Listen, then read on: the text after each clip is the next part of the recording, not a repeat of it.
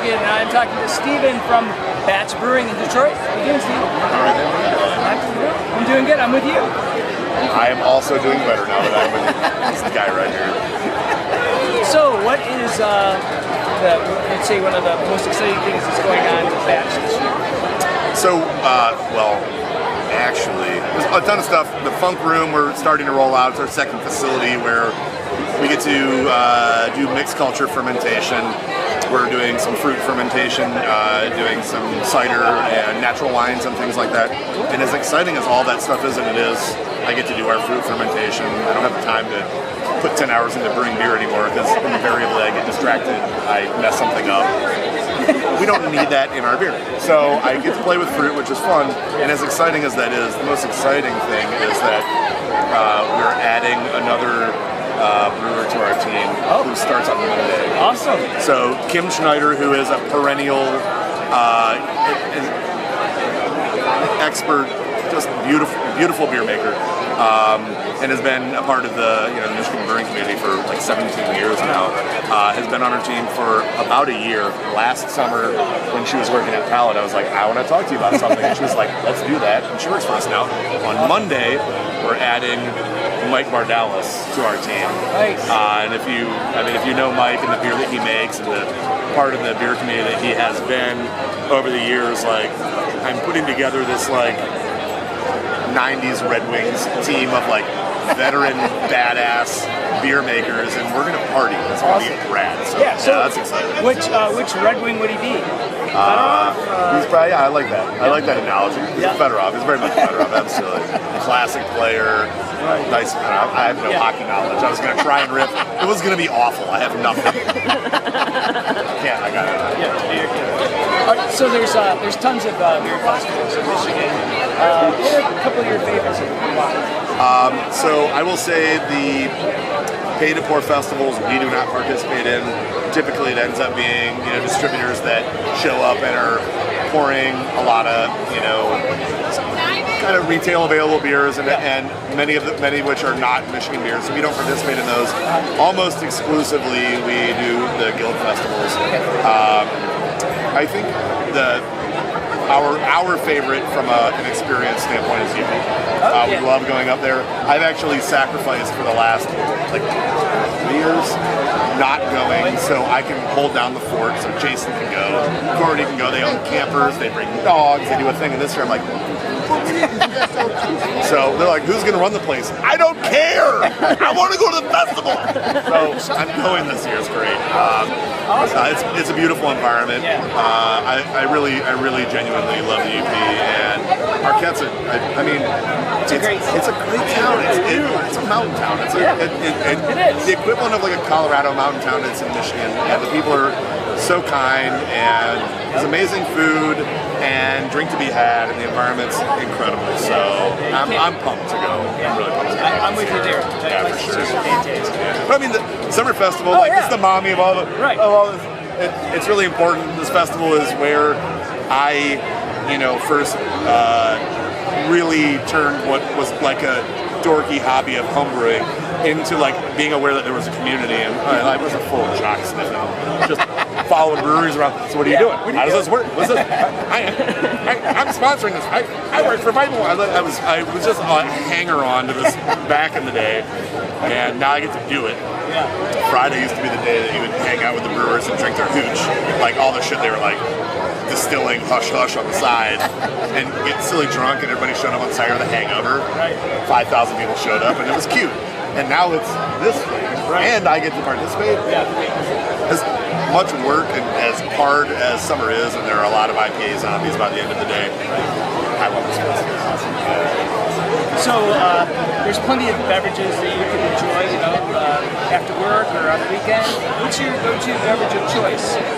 I do a lot of rotation. I am. How do you say? I'm not discriminatory, even though I have discerning. I really enjoy.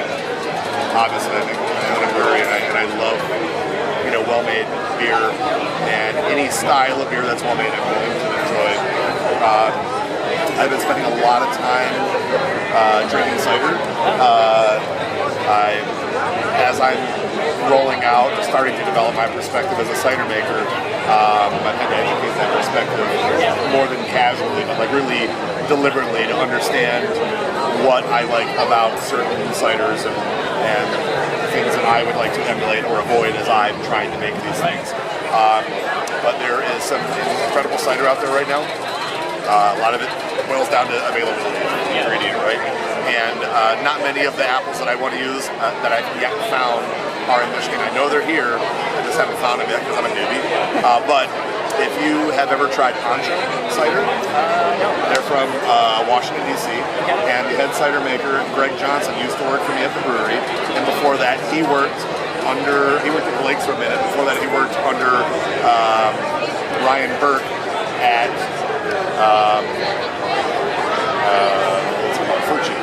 in Fenway, which at the time was making what I believed to be and still do the most profound cider in the United States at the time. They were purchased by AB. They kind of changed their thing. Ryan now is the head cider maker at Angry Orchard and is doing all this radical, awesome shit. Greg is crushing it in Ancho.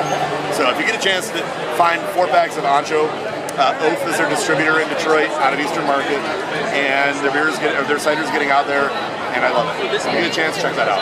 That's my like new discovery of the summer that I now have access to it. Like I don't need to wait for Greg to bring it on an airplane and drop it off at the brewery. You can find it. I can buy it. Yeah. I'm really pumped about that. That's cool. Yeah. So Michigan, there's so much here in the state to do, so many places to visit. If somebody was coming and wanted to give like #1 recommendations of something to see or do in Michigan, what would that be? Oh God, there's so much. I'm gonna do 2 things. I'm gonna go like very Homer, like in Detroit. I would put together a day of things. Like one day of Detroit, and there are some kind of must not miss things in Detroit, food and beverage that are really incredible. And I'm not going to list them all, but the foods and beverage scene in Detroit is unbelievable right now. So there are nearly limitless options. But beyond that, there are some real amazing and important landmarks in Detroit that I would point people towards. Hitsville, the Motown Museum. The DIA is one of the most underappreciated assets that we have in southeastern Michigan. I would encourage people to explore parts of the city that are neighborhoods that are still telling a story about where the city has been and where it's going. Heidelberg Project is a snapshot of Detroit, some years ago that still tells a part of that continuum, the arc of that story. And aside from homering for Detroit, I would say that spending some time in the UP and understanding the natural wonder that is a part of this state. I moved to Michigan in my teens, and I didn't go to the UP until I was in my 30s because nobody pointed it out. And I've now been up there like 5 or 6 times, and that's all I want to do. I'm always surprised when I talk to people that they've even been born in Michigan and they've never gone to the UP, and I'm like, holy crap, you're missing out on so much. I mean, Brewers are awesome, but UP is just it's bonkers. It's bonkers. Before the July weekend, we went with some friends and stayed at their family's little cabin in Grand Marais. And if you have not recently sat at a bonfire on a beach, you need more of that in your life. I know that I do. Having done it recently, I did it like 3 days in a row, and it is like sustained me spiritually for the last month. And all I want to do before the summer's over, do that again. And my dogs are running around in Blake's Superior. I cooked al fresco, like over driftwood campfire. I cooked some of the best chicken over. It was really visceral. I had a great time. Steven, thanks so much for talking. Always a pleasure, man. Great to see you. Oh, hell yeah.